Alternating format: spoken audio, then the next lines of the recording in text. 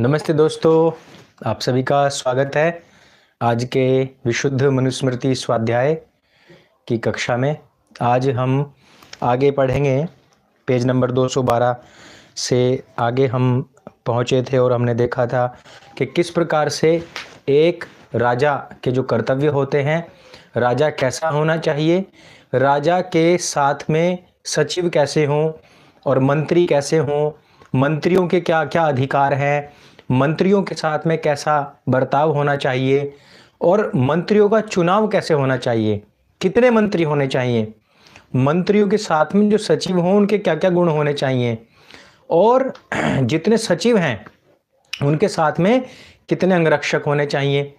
ये सब बातें हमने अभी तक देखी थी और हमने जाना कि कितने गूढ़तम रहस्य को भी मनु महाराज ने इसमें खोल करके बताया है, फुल डिटेल में बताया है। आप लोगों ने कल की कक्षा में इस बात को समझा होगा और आज की कक्षा में हम उसी से आगे देखेंगे।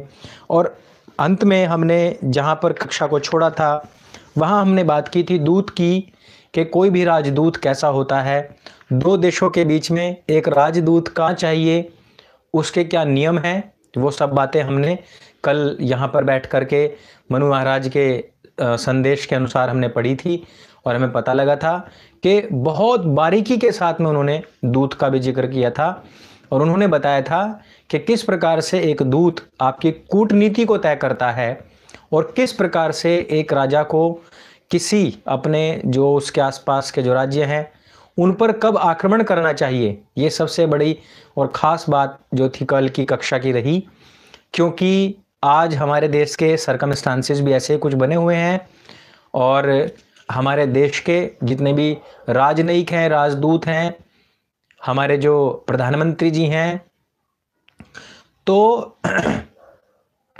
वो सब लोग उसी नीति रीति पर चल रहे हैं। मुझे ऐसा लगता है कि जिस प्रकार से अभी तक लोग बहुत कहते हैं ना कि युद्ध कर लेना चाहिए, कर लेना चाहिए, युद्ध करने से पहले कुछ नीतियां बनती हैं, जैसे कि अपना जो प्रतिद्वंदी है उसकी कमर तोड़ना। सबसे पहले उसकी कमर किस प्रकार से तोड़ना, उसकी जितने भी आर्थिक प्रतिबंध है पहले वो लगाए जाएं, उसके खाने पीने अर्थात रसद के जो रास्ते हैं वो, तो युद्ध अपने आप ही 50 नहीं मैं कहूँगा 75% आपने जीत लिया, क्योंकि पीछे से जनता विद्रोह कर देती है, वो किसी भी सरकार का आत्मविश्वास तोड़ देती है और इसी नीति पर काम करते हैं। बाह्य जितने भी देश होते हैं वो हमारे देश में जो काम करते हैं वो इसी नीति पर करते हैं, हमारे देश के अंदर उबाल पैदा करते हैं। तो आए दिन जो आपको असहिष्णुता गैंग, अवार्ड वापसी गैंग, सेक्युलर जमात, वामपंथी जमात, फेमिनिस्ट, छद्म किसान और झूठे राजनेता, जिस प्रकार की राजनीति आजकल भारत में चल रही है, तो ये सब लोग क्या होते। अभी एक सैनिकों को जो ट्रिब्यूट देने के लिए एक मंत्री गए थे, नाम मुझे याद नहीं है, कुछ क्रिश्चियन समथिंग ऐसा कुछ नाम है, जैसे क्रिश्चियनों का नाम होता है। तो वो जैसे ही वहाँ उनको जो वहाँ पर क्या कहेंगे उसको, जो अर्थी रखी हुई थी उसको सैनिकों की, वहाँ नमन करके वो निकल ही रहे थे तो उनका किसी ने फ़ोटो ले लिया था। तो कांग्रेसियों ने कहा कि ये देखिए ये पीठ दिखा करके सेल्फी ली है, जबकि उस मंत्री ने मना कर दिया है कि भाई ये सीधे फ़ोटो ले गए, मैंने सेल्फी नहीं लिया है, मैंने जैसे ही मुंह फेरा तो किसी ने मेरा फ़ोटो ले लिया। उसी प्रकार से जिस प्रकार के पुलवामा में हमला हुआ और मोदी तो वहाँ पर फ़ोटो खिंचवा रहा था, ये सारी चीज़ें क्या होती हैं, आप इन सब चीज़ों का इम्पैक्ट अब पाकिस्तान के न्यूज़ चैनल्स में देखिए, तो वहाँ के जो पत्रकार हैं वो इन्हीं बातों को पॉइंट आउट कर रहे हैं कि भारत में सैनिकों की हालत देखिए बहुत ख़राब है, वहाँ खाने को अच्छे से नहीं मिलता है। तो और प्रधानमंत्री वहाँ पर शूट आउट करा रहे थे, फ़ोटो शूट करा रहे थे, सॉरी, मंत्री हैं उनके पीठ दिखा करके फोटो सेल्फी ले रहे हैं उनके अर्थियों के साथ में। तो इस तरीके की सब बातें वहाँ के लोग यहाँ कर रहे हैं, जिनके पास में आज की तारीख में ना खाने को है ना ढंग से पीने को है। पीने का पानी पाकिस्तान के पास में नहीं है और वो तीसरे नंबर पर आता है बदहाली में। तो ये मैं आप लोगों को इसलिए बता रहा हूं ये 2-3 मिनट लगा करके, ताकि आप इस चीज को समझ जाएं, क्योंकि अभी सर्कमस्टांसेस चल रहे हैं, वैसी युद्ध की स्थिति बनी हुई है और हम विशुद्ध मनुस्मृति में जो राजा के नियम कर्तव्य जो पढ़ रहे हैं उनके अनुसार भी हमको पता लगता है कि किस प्रकार युद्ध की नीतियां होनी चाहिए। और इसमें बताया गया है कि वह दूत शत्रु राजा के असंतुष्ट या विरोधी लोगों में और उनके कर्मचारियों में गुप्त संकेतों, हाव भाव और चेष्टाओं से शत्रु राजा के आकार, शारीरिक शक्ति, संकेत, हाव भाव, चेष्टा, कार्य और उनकी अभिलाषित भावी योजनाओं को जान ले। ऐसा होना चाहिए दूत को। तो कैसे? जैसे कि हमारे एनएसए हैं, तो एनएसए ने, आपको पता ही है, हमारे अजीत डोभाल जी किसी समय में बहुत लंबे समय तक पाकिस्तान में रहे और पाकिस्तान में ही रह करके आए और वहाँ के लोगों को बहुत अच्छे तरीके से जानते हैं और वो उनकी नीतियों को भी बहुत अच्छे तरीके से जानते हैं, पहचानते हैं। इस प्रकार से होना चाहिए। और कितनी शक्ति है वो हमारे राजदूत को पता होना चाहिए। पाकिस्तान हो या अफगानिस्तान या चाइना हो, इनके पास में कितनी शक्तियां हैं, उनकी पहली नीति क्या रहेगी, इसको कहते हैं जो हमारे राजदूत हैं उनका सटीक जो विश्लेषण होता है, उस विश्लेषण को करने वाला हमारा जो राजदूत हो, ऐसा होना चाहिए। और फिर कहा है कि राजा के जो शत्रु हैं, शत्रु राजा से असंतुष्ट और उनके जो विरोधी लोग हैं, उनको सबसे पहले अपने में मिलाए। तो इसी प्रकार से जो हमारे देश के हमारे जो प्रधानमंत्री हैं, उनसे जो असंतुष्ट लोग हैं, उनको वो लोग मिला लेते हैं अपने में। इसी प्रकार से जो भारत के लोग हैं या भारत की जो चल रहा है, उस हिसाब से फिर अपना वो डिसीजन लेते हैं कि युद्ध कैसे करना है। वही यहाँ पर आपको, आप अगर अपनी मनुस्मृति में देखेंगे, विशुद्ध मनुस्मृति चलते हैं, कहा गया है राजा पूर्वोक्त हाव भाव, चेष्टा आदि के द्वारा दूसरा विरोधी राजा उसके साथ क्या करने की योजना बना रहा है, यह यथार्थ से जान करके वैसा यत्न करे जिससे कि अपने को वह पीड़ा ना दे सके, को पता ना लगे। ऐसा राजदूत को होना चाहिए। क्या कहा गया है कि इतने ऐसा होना चाहिए कि सामने वाला जो राजा है, जिसकी हम खुफिया बातों को निकाल रहे हैं, वो हमें कष्ट ना दे सके, हमको तकलीफ ना दे सके। ऐसा कब हो सकता है? जब हम उसकी पकड़ में ना आए। फिर कहा गया है राजा जंगल प्रदेश जहां उपयुक्त पानी बरसता हो, बाढ़ ना आती हो, खुली हवा और सूर्य का पर्याप्त प्रकाश हो, धान्य आदि बहुत उत्पन्न होता हो, अन्नों से हरा भरा रहता हो, जहाँ श्रेष्ठ लोगों का बाहुल्य हो, जो रोग रहित हो, रमणीय हो, विनम्रता का व्यवहार करने वाले जहाँ लोग हों, जो अच्छी आजीविकाओं से संपन्न हो, ऐसे देश में निवास स्थान करे। राजा के लिए कितना बड़ा नियम बताया गया है कि राजा ऐसे स्थान पर रहे जहां पर अच्छी खासी बारिश होती हो लेकिन बाढ़ भूकंप ना आता हो, खुली हवा और सूर्य का पर्याप्त प्रकाश हो। ऐसा उसका मकान, ऐसा घर होना चाहिए जहां पर खुली हवा हो, सूर्य का पर्याप्त प्रकाश वहां पर रहना चाहिए। लेकिन आज अगर हम दिल्ली का हिसाब किताब देखें तो सबसे प्रदूषित क्षेत्र है दिल्ली, और वहां पर प्रधानमंत्री को और सब जितने भी मंत्री गण हैं उनको सबको रहना पड़ता है। तो यहाँ पर आकर के एक दिक्कत ये पैदा हो जाती है, वहाँ पर नहीं रहना चाहिए जहाँ पर कहा गया है कि जो स्थान रोग रहित हो। अब दिल्ली में जब इतना प्रदूषण है तो वहाँ पर रोग तो होंगे ही होंगे, लेकिन वहाँ पर मजबूरन इन लोगों को रहना पड़ता है। और एक समय ऐसा था कि यहाँ पर बहुत दिल्ली में फैक्ट्री लगा दी गई थी, हर जगह पर बहुत धुआं प्रदूषण बहुत होने लगा था। ये इतना भी ये समझ लीजिए कि कुछ सरकारों का लगातार जो प्रयास रहा है उनकी वजह से इसको थोड़ा सा कम किया गया है। आगे कहा गया है 6 प्रकार के दुर्ग होते हैं। अब देखो, दुर्ग की रचना भी इसमें बताई गई है। इसलिए कहा गया है कि ग्रंथ वही सार्वभौमिक, सार्वकालिक और सार्वदेशीय हो सकता है जिसमें मनुष्य मात्र के लिए सब कुछ बताया गया हो। अब हम पढ़ने लग जाते हैं जंगली किताब, जंगलियों की किताब। अब जंगलियों की किताब में तुम्हें जंगल खाने की बातें मिलेंगी, जैसे कि औरत को पकड़ लो, औरत के साथ में जिना कर लो, औरत को अपनी लोंडिया रख लो, औरत के साथ में ये बर्ताव करो, औरत को पीट भी सकते हो, बस खून ना निकलना चाहिए, है ना। 4 औरतें रखो, मौसी, चाचा, ताऊ, फूफी, सबकी औरतें रखो, सबकी बेटियां रखो। सिर्फ यही है। मैंने एक दिन बताया था ना, लव, सेक्स और धोखा, 3 चीजों के ऊपर ये सारे टिके हुए हैं। इनको किसी से भी लव हो जाता है, चाहे वो 50 साल की हो, चाहे वो 5 महीने की हो, ठीक है। सेक्स, क्योंकि ये शादियां करते इसीलिए हैं, चाहे वो बेटे की हो, चाहे चाचा ताऊ फूफी की हो। और धोखा, धोखे में फिर क्या होता है, धोखे में इनकी बीवियां खुद इनको जहर दे कर मार देती हैं, दूसरी जो सौतन होती है उसके बच्चों को मार देती है, वो इसके बाप को मार देता है, वो इसके भाई को मार देता है, वो धोखा ही धोखा चलता रहता है।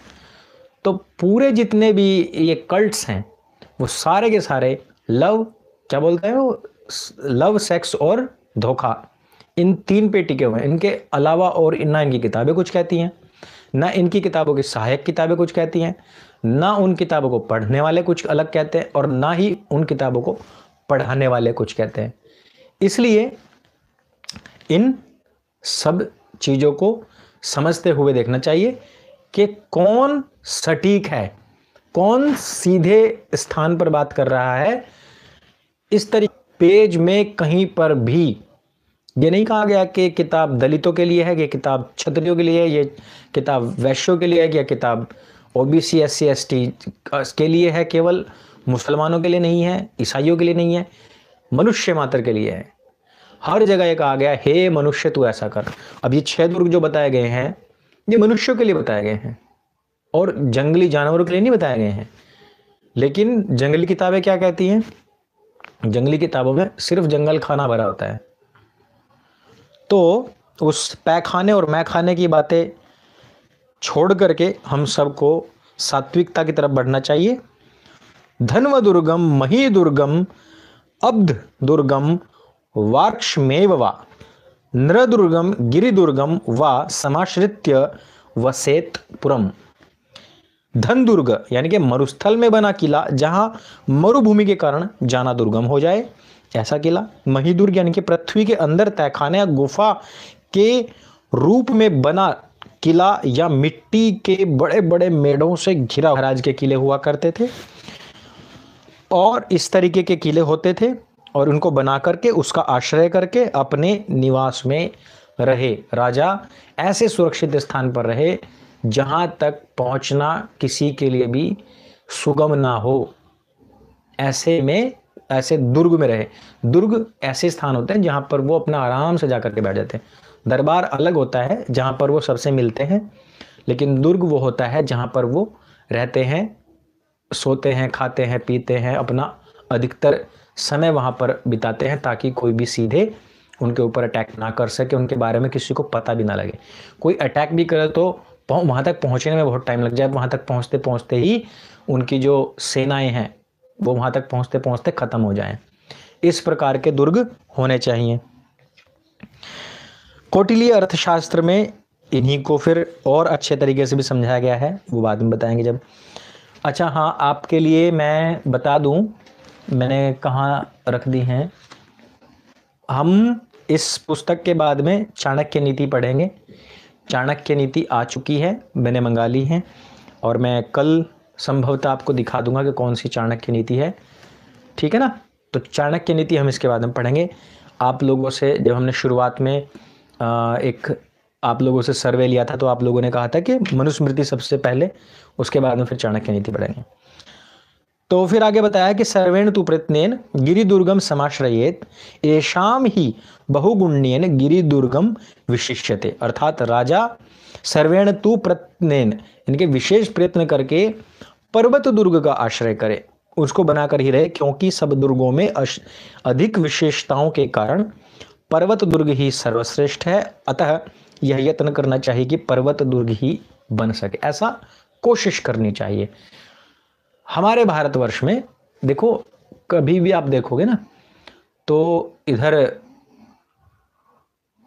क्या है ये, हाँ, हिमालय की तरफ चले जाओ वहाँ है, सह्याद्री में चले जाओ वहाँ पहाड़ हैं, आप इधर आंध्र में जाओ तो वहाँ पहाड़ियाँ हैं, काफ़ी सारी पहाड़ियाँ हैं। तो इस तरीके से आप समझ सकते हैं कि पहाड़ी क्षेत्र में हमारे यहाँ बहुत सारे ऐसे राज्य हैं जहाँ पर वो अपने अपने किले बना सकते हैं, और किलों में हैं भी। आप अगर देखोगे तो बहुत सारे किले पहाड़ियों पर ही बने हुए हैं। आगे कहा है कि दुर्ग का क्या महत्व है। एकः शतम योधयति प्रकारास्थो धनुर्धर शतम दश सहस्राणी तस्मात् दुर्गम विधीयते, अर्थात किले के परकोटे में स्थित एक धनुर्धारी योद्धा बाहर स्थित 100 योद्धाओं से युद्ध कर सकता है। परकोटे में स्थित 100 योद्धा बाहर स्थित 10,000 योद्धाओं से युद्ध कर सकते हैं। इस कारण से दुर्ग बनाया जाता है। ऐसा दुर्ग इसलिए बनाया जाता है क्योंकि वो ऊपर रहते हैं और दूर से वो छिपकर भी उनको तीर मार सकते हैं, तो 100 भी हजारों लोगों को खत्म कर सकते हैं। यहाँ पर यह कहा गया है कि ऐसा वो कर सकते हैं। यहाँ पर किसी काल्पनिक अल्लाह की तरह नहीं कहा जा रहा है कि हम जानते हैं कि तुम एक सीधे 20 पर भारी पड़ोगे और फिर कहते हैं कि नहीं 2 पर भारी पड़ोगे, हम जान गए हैं तुम्हारी कमजोरी को। वैसा कोई अनुमान नहीं है, वैसा कोई यहाँ पर दावा नहीं किया जा रहा है, ढकोसला नहीं भरा जा रहा है। सीधे कहा जा रहा है कि क्योंकि परकोटे पर लोग बैठे होते हैं तो वहाँ से वो मार सकते हैं और ऐसे अनुमान लगाए जा सकते हैं कि वहाँ से वो लोग ऐसा काम भी कर सकते हैं, इसलिए ऐसा परकोटा बनाया जाना चाहिए। और आज का हम अंतिम सूत्र पढ़ेंगे, श्लोक पढ़ेंगे। उसमें बताया गया है कि वह दुर्ग शस्त्र अस्त्रों, धन धान्यों, वाहनों, वेद शास्त्र अध्यापिता, अध्यापक, ऋत्विक आदि ब्राह्मणों, विद्वानों, कारीगरों, नाना प्रकार के यंत्रों, चारा, घास और जल आदि से संपन्न अर्थात परिपूर्ण हो, इस प्रकार से होना चाहिए। और जो दुर्ग जो पहाड़ों के बीच में होता है, वहाँ पर एक खासियत सबसे बड़ी ये होती है कि वहाँ आपको ये सब चीज़ें आराम से मिल जाती हैं। जल पर्याप्त मात्रा में मिलेगा, लकड़ी, घास आदि सब कुछ पर्याप्त मात्रा में मिलेगा। वहाँ पहुँचाने के लिए जो अन्न है आप ऊपर भी उगा सकते हैं, और सबसे बड़ी बात है कि सुरक्षा आपको वहाँ पर मिलेगी। और सैन्य जितना प्रशिक्षण है वो अगर लेना चाहें तो वहाँ आराम से हम ले सकते हैं। तो इस प्रकार से हमने आज की कक्षा का समापन किया है। आप कल क्या दिन हो गया है, कल शनिवार है, तो कोशिश करेंगे, हो सकता है कल की कक्षा भी हो जाए क्योंकि बीच में एक आध छुट्टी भी हुई है। तो इस प्रकार से हम वो कल की कक्षा को भी कर सकते हैं। इट मे बी, मैं भी फाइनल नहीं कहता। और आज जिस प्रकार से सत्य सनातन के वीडियोस के ऊपर पाकिस्तान में बैन लगाया गया है, उनको वहाँ पर ब्लॉक कर दिया गया है। कुछ अन्य वीडियोस के ऊपर भी कार्यवाही अभी चल रही है, वो भी वहाँ पर बैन हो सकती हैं। पाकिस्तान का ये डर देख के, ये खौफ देख के हमें बहुत अच्छा लगा, और ये हमारे अच्छे कार्यों को एक तरीके से सर्टिफिकेट है। लेकिन फिर वही बात आ जाती है कि कहीं ना कहीं हमारे लोग न जाने क्यों उन वीडियोस को पता नहीं क्यों नहीं देखते, और पाकिस्तान तक वो पहुंच भी जाते हैं और वहाँ पर बैन भी हो जाती हैं। और मैंने देखा वो वीडियोस 10-12 हज़ार केवल उनके व्यूज़ हैं, हमारे सब्सक्राइबर्स के तहत तो काफ़ी कम है। तो मैं ये देख रहा हूँ कि जो हमारा पक्ष है, यानी कि जो हमारी मित्र मंडली है, वो जागरूक नहीं है, बल्कि हमारा जो शत्रु पक्ष है वो अत्यंत जागरूक है, बहुत ज़्यादा जागरूक है। और जागरूक ही नहीं है, एक्शन लेने में भी सुपर फास्ट है। तो मुझे नहीं लगता कि अभी ये युद्ध इतना आसान होगा कि हम इसमें कुछ कर पाएंगे, क्योंकि हमारे सामने बहुत लोग हैं और हमारी मित्र मंडली बहुत छोटी है। लेकिन हम हिम्मत नहीं हारेंगे। हम हों या फिर हमारे बाद में कोई भी आए, वो इस युद्ध को जारी रखे। इसमें अभी हम नहीं कह सकते, हमें नहीं पता है कि इसमें क्या हो सकता है, क्या नहीं हो सकता है। चैनल बंद होगा या फिर हो सकता है कि हमें कुछ चीज़ें बंद करनी पड़ें, कुछ भी हो सकता है।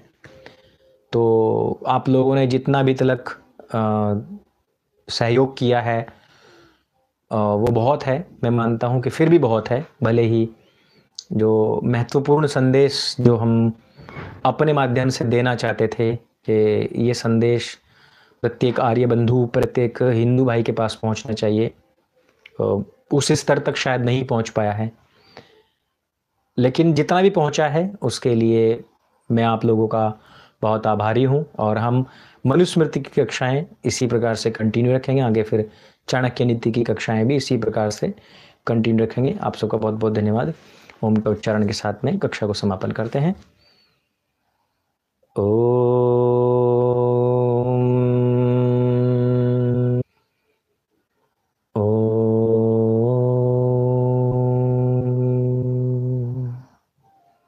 ओम। सभी को शुभ रात्रि। नमस्ते।